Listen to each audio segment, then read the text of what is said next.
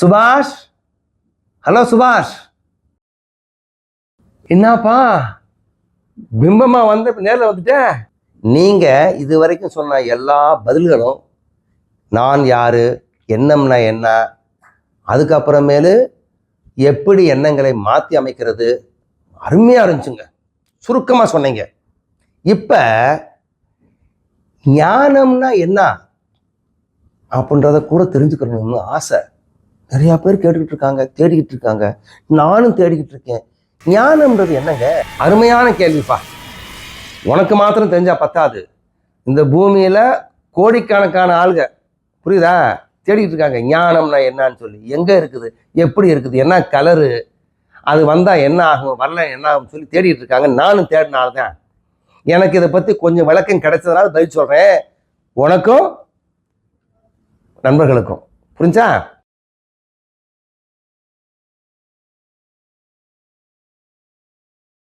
கொஞ்சம் கவனமா கேளு ப்ளீஸ்ப்பா. ஓகே, ஞானத்தை சுருக்கமான, எல்லாருக்கும் புரியும்படியான, பாமரனிலிருந்து படித்த மேதை வரைக்கும் தெரியக்கூடிய சின்ன விஷயத்த சொல்றேன். ஞானம் என்பது ஒரு பருவு.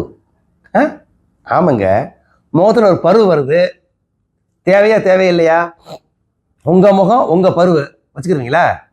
விட்டுருவீங்கல்ல? தேவையில்லாதை விடுவதும் தேவையுள்ளதை வைத்துக் கொள்வதும் தான் ஞானம். சிம்பிள். ஏய், புரியலையா? புரிஞ்சா? ஆஹா, சிம்பிள்ப்பா, ரொம்ப சிம்பிள். இதுக்கு போய் குளப்படி அடிச்சு ரிஷி, வேதம், உபனிஷதம், குருமார்கள், பிலாசபி, புஸ்தகங்கள், கோயில், குளம், தலையை கீழே வச்சு காலை மேலே தூக்கி என்னென்னமான அஷ்டாங்க வித்தையெல்லாம் பண்ணி ஞானம் பெற போறான்னு சொல்லிக்கிட்டு இருக்கவங்களுக்கு இது ஒரு அருமையான வழிகாட்டி. நான் சந்தோஷமா இருக்கணும், என்னை சேர்ந்தவங்க சந்தோஷமா இருக்கணும், எந்த சந்தர்ப்பத்திலையும் கனவுல கூட இன்னொருத்தருக்கு துக்கம் வரக்கூடாதுன்னு நினைக்கிற நினைப்பு தான் ஞானம். இந்த ஞான நினைப்பு வந்துச்சுன்னு வச்சுங்களேன், அந்த நினைப்பை திருப்பி திருப்பி நினைக்கும் போது எண்ணங்கள் சிந்தித்தலாகும், செயலா மாறும். நீங்க ஒரு புது மனிதனை உருவாக்க வாய்ப்பு இருக்குது. புரிஞ்சா? சிம்பிளா. இன்னைக்கு இருந்து சோத்துல கல் இருக்குது, என்ன பண்ணுவ? கல் எடுத்து வெளியே போடுற. ஏன்? கல் தேவையில்லாதது. ரைட்? அதே மாதிரி நீங்க ஞான புரிதல் வரணும்னா ரொம்ப கஷ்டப்படாம சிம்பிள் வேல இன்னைக்கு இருந்து இந்த மாதிரி சின்ன சின்ன விஷயங்கள்ல,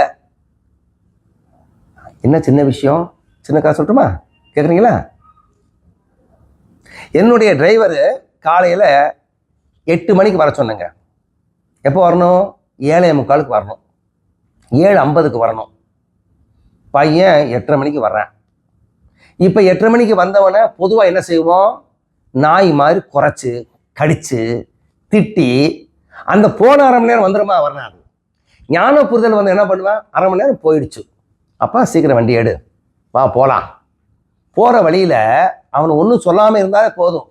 ஐயோ 8:30 மணிக்கு வந்துட்டனே, லேட்டாக வந்தனே, 8 மணிக்கு வர சொன்னாரே அப்படின்னு சொல்லி அவனுக்கு அவனே என்ன பண்ணுறான்? நீ ஒன்றும் சொல்லாமல் இருக்கும் போது, ஏன் இப்போ அவனை திட்டுறதுனால அரை மணி நேரம் வரப்போகிறது கிடையாது, அவன் திட்டுறதுனால வண்டி சீக்கிரம் போய் சேரப்போகிறது கிடையாது. நீங்கள் லேட்டாக போவீங்க, பரவாயில்லை, என்ன வழி என்ன சொல்லுங்கள். சூழ்நிலையை நீங்கள் மாற்ற முடியல, மாற்ற முடியாது, அதுக்கு தகுந்த வழி சரிப்பா சீக்கிரம் போ. அந்த பையன் என்ன பண்ணா, அப்படியே லெஃப்ட்ல ஓடிக்கிறான், ரைட்ல ஓடிக்கிறான். ஐயோ லேட்டா வந்துட்டேன்னு சொல்லி சீக்கிரம் சீக்கிரம் பறந்து போறான். போற எப்படியோ என்ன சொல்ல வரேன்னா அவன் உள் மனசுல தெரியுது. இப்ப ஞானம் பெற்றவன் வந்து சூழ்நிலையை ஒத்துக்கிட்டு முன்னால போவேன்.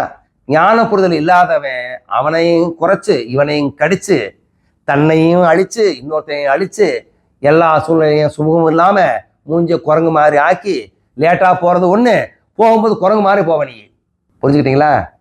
அதே மாதிரி சின்ன சின்ன தவறுகளை வந்து தவறு செய்தவனை, ஏய் கேளுப்பா, சரி சரி கேட்குறியா, சாரி நீ கேட்காத மாதிரி தோணுச்சு, அதனால சின்ன சின்ன தவறு பண்ணும்போது தவறுகளை சுட்டி காட்டி தவறை குற்றம் சொல்லலாம், தவறு செய்பவனே அல்ல.